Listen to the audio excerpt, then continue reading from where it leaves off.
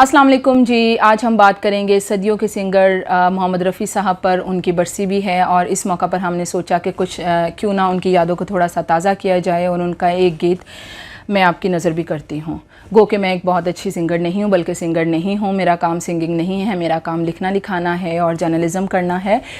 तो चूँकि शोबिज़ और फ़ैशन को मैं बहुत ज़्यादा कवर करती हूँ, तो मुझे लगा कि मोहम्मद रफ़ी साहब के ऊपर एक उनकी बरसी के मौका पर एक पैकेज बनना चाहिए। तो उनका ही एक गाया हुआ गीत जो है वो मैं आपकी नज़र करती हूँ। तुमने मुझे देखा होकर मेहरबान, रुक गई ये ज़मीं, थम गया आसमां, जाने मन जाने जा तुमने मुझे देखा। जी, उम्मीद है कि आप मेरे पे बहुत ज़्यादा तनकीद नहीं करेंगे, चूँकि मोहम्मद रफ़ी साहब आप सब की तरह मुझे भी बहुत पसंद हैं। उनके बहुत सारे गीत मैं अक्सर गुनगुनाती भी रहती हूँ। तो शुरू करते हैं मोहम्मद रफ़ी साहब के ऊपर कुछ थोड़ी बहुत बात। तो मोहम्मद रफ़ी साहब 6 भाइयों में सबसे छोटे थे और इनको प्यार से पीकू कहा जाता था। इनके जो वालिद थे वो पेशे से नाई थे, और नाई जिनको हजाम भी कहा जाता है, तो वो गाने बजाने को बिल्कुल भी पसंद नहीं करते थे। तो मोहम्मद रफ़ी साहब के जो बड़े भाई थे वो अपने वालिद की जो हजाम की दुकान थी वो चलाते थे, और अक्सर व बेशतर जो मोहम्मद रफ़ी साहब थे वो जाकर वहाँ पर बैठ जाया करते थे।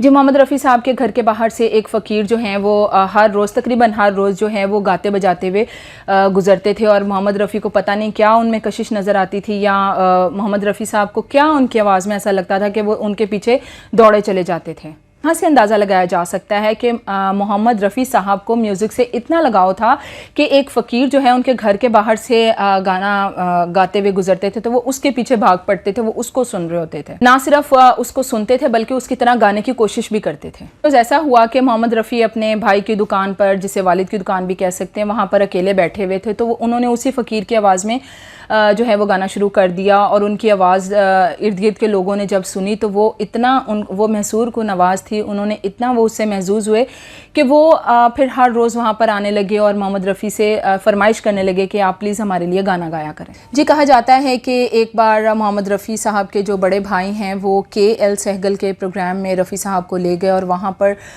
हुआ यूँ कि लाइट चली गई और बग़ैर लाइट के KL सहगल साहब ने गाने से इनकार कर दिया। तो उस दौरान चूँकि रफ़ी साहब के जो बड़े भाई हैं वो तो भांप चुके हुए थे कि मौसीकी जो है वो रफ़ी की कमज़ोरी बनती जा रही है, तो उन्होंने वहाँ उस शो के ऑर्गेनाइज़र से बात की और कहा कि जब तक लाइट नहीं आती रफ़ी को आप प्लीज़ स्टेज पर गाने दे। तो ऑर्गेनाइज़र जो थे वो उनकी बात मान गए, और रफ़ी ने जब वहाँ पर गाना शुरू किया तो जैसे कोई वजह तारी हो जाता है, इस तरह वहाँ बैठे लोग जो थे उनकी मशहूर कुन आवाज़ जब उन्होंने सुनी तो वो उससे बहुत ज़्यादा महजूज़ हुए। तो वहाँ पर संगीतकार श्याम सुंदर भी मौजूद थे। जब उन्होंने रफ़ी को सुना तो उनको बहुत ज़्यादा पसंद आई रफ़ी की आवाज़, उन्हें लगा कि ये आने वाले वक्तों का एक सिंगर है।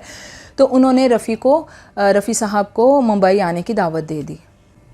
जैसा कि हमने आपको बताया कि जो रफ़ी साहब थे उनके वालिद जो थे वो गाने बजाने को बिल्कुल पसंद नहीं करते थे, लेकिन रफ़ी साहब का शौक़ देखते हुए उनके जो बड़े भाई थे उन्होंने उस वक्त स्टैंड लिया और कहा कि नहीं, रफ़ी का जो शौक़ है वो उस शौक़ के साथ ही जाएगा। जी, रफ़ी साहब ने 1941 में बनने वाली फ़िल्म गुल बलोच के लिए पहला गाना गाया। रफ़ी साहब के जो गायकी का करियर है उसका आगाज़ हुआ बड़े बड़े जो संगीतकार थे, जिन्हें म्यूज़िशन भी कहा जा सकता है, कि वो रफ़ी साहब के साथ काम करने को एक एज़ाज़ समझते थे, और उनकी कोशिश होती थी कि हम रफ़ी साहब के साथ काम करें। रफ़ी साहब जो हैं वो बहुत ही सीधी सादी तबीयत के मालिक थे, और वो पब्लिसिटी से बहुत ज़्यादा दूर भागते थे, और सुबह को 3 बजे वो उठते थे, 2 घंटे रियाज़त करते थे, उसके बाद वो बैडमिंटन खेलने चले जाते थे। बैडमिंटन खेलने के अलावा उनका जो एक बड़ा शौक़ था वो पतंगबाजी था। कहा जाता है कि जी वो जब पतंगबाजी करते हुए किसी की जो जिसे हम पतंग कह सकते हैं, गुड्डी कह सकते हैं, उसको जब वो काटते थे वो बच्चों की तरह उछलते थे, बहुत ज़्यादा खुश होते थे।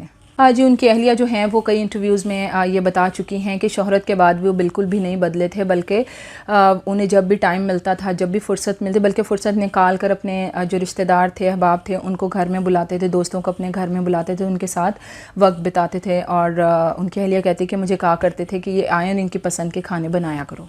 हमने लातादाद गाने गाए ऐसे, और हर गाना अपनी मिसाल आप है। इन्हें हम सदियों का सिंगर कहें तो यकीनन वो गलत नहीं होगा। और ज़ाहिर है एक सिंगर ने इतने ज़्यादा गाने गाए हों तो उसके लिए ये चूज़ करना बहुत मुश्किल होता है कि उसका कौन सा पसंदीदा गाना है। वैसे सिंगर जो भी गाना गाता है उसके दिल के बहुत करीब होता है। तो रफ़ी साहब से एक बार किसी ने पूछा कि आपने इतने गाने गाए तो आपका पसंदीदा गाना कौन सा है, तो उन्होंने बताया कि सुहानी रात ढल चुकी है, ये गाना मुझे बेहद पसंद है। कहा जाता है कि जब वो बच्चों के सामने बैठा करते थे, फ्री टाइम होता था, हारमोनियम लेकर बैठ जाते थे और उसके ऊपर अपने इस गाने को गुनगुनाते थे, या जिसे कह सकते हैं कि गाते थे।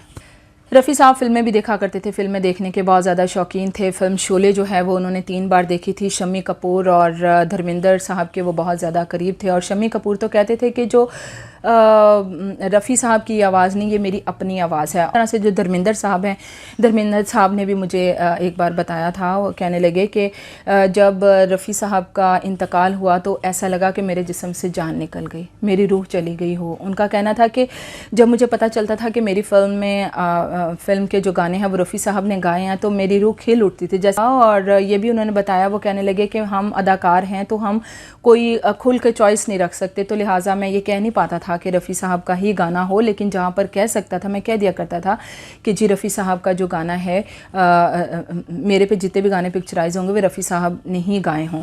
कहा जाता है कि शम्मी कपूर भी इसी तरह से करते थे, और एक बार रफ़ी साहब मौजूद नहीं थे या उनकी अवेलेबिलिटी नहीं थी तो किसी और सिंगर से गाना गवा लिया गया किसी फ़िल्म के लिए, तो बहुत ज़्यादा नाराज़ हुए। उन्होंने कहा कि आप रफ़ी साहब का इंतज़ार कर लेते, मैं किसी और सिंगर का गाना पिक्चराइज। जी, उनकी अहलिया जो हैं वो बताती हैं कि फेमस महालक्ष्मी में एक गाने की रिकॉर्डिंग थी, और उस गाने की रिकॉर्डिंग जो थी, रफ़ी साहब चूँकि वक्त के बहुत ज़्यादा पाबंद थे तो वो वक्त पे ही पहुंच गए।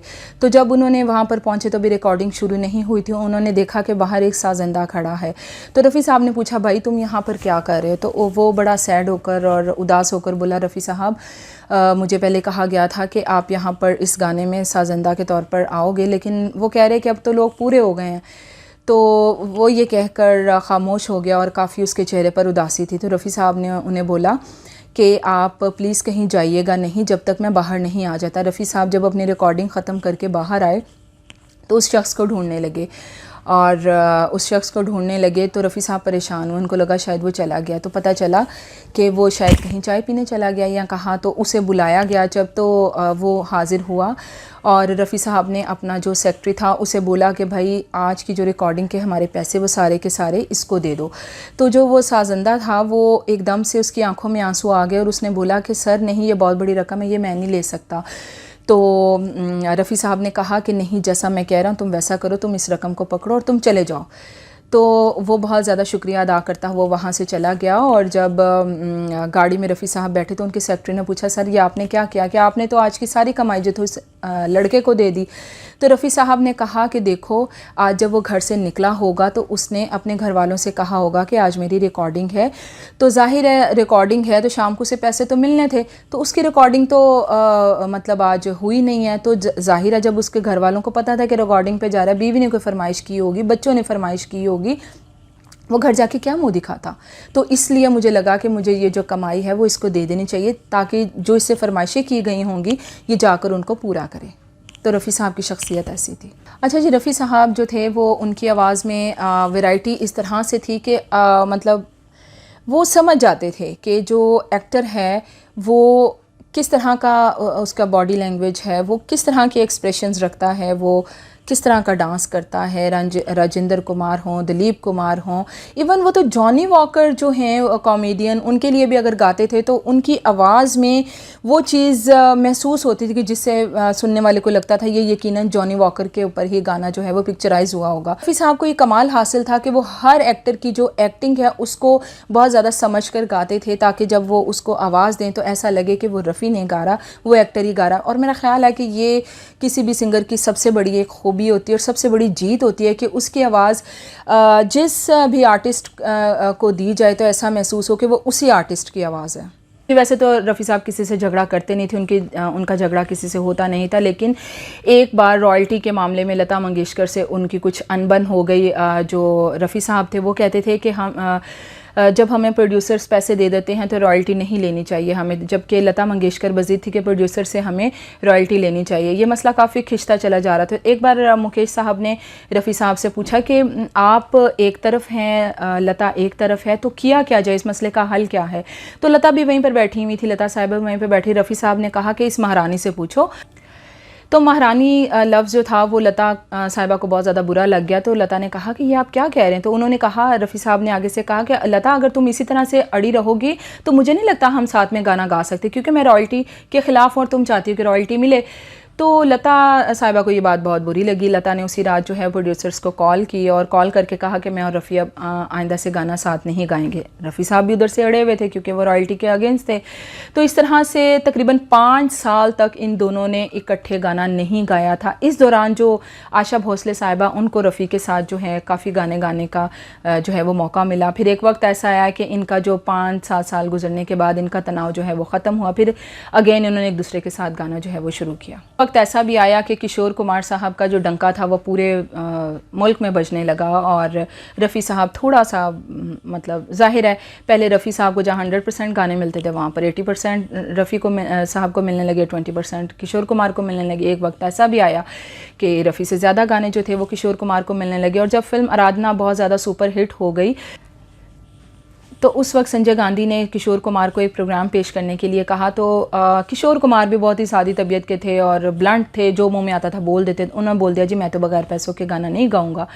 तो उस दौरान ऐसा हुआ कि उनको बहुत बुरा लगा और उसका नतीजा ये निकला कि दूरदर्शन पर किशोर कुमार के गाने जो हैं वो उन पर पाबंदी लगा दी गई। और इसी तरह से जो मौसीकार थे वो भी किशोर कुमार से दूर भागने लगे कि भाई इन्होंने संजय गांधी को इनकार किया है और अगर इनके गाने दूरदर्शन और रेडियो पर नहीं आएंगे तो हम किस तरह से वो कर सकते हैं, कल को हम पे भी कोई पाबंदी ना लगे। तो ये वो मौका था जब मोहम्मद रफ़ी जो थे वो पूरा इससे फ़ायदा उठा सकते थे, लेकिन मोहम्मद रफ़ी साहब ने ऐसा कुछ नहीं किया। बल्कि जब उनको पता चला कि इस तरह से पाबंदी लगाई गई है तो उन्होंने अपना असर व रसूख इस्तेमाल करके उस पाबंदी को हटवाया और किशोर कुमार के लिए रास्ते आसान किए। तो रफ़ी साहब के हवाले से हमने थोड़ी बहुत बात करने की कोशिश की और यकीनन उनकी शख्सियत के इतने पर्थ हैं और उनके करियर की इतनी यादें हैं कि जिसको हम लेकर बैठें। और इतने अदाकारों पर उनके गाने पिक्चराइज हुए हैं और हर गाना अपनी मिसाल आप है।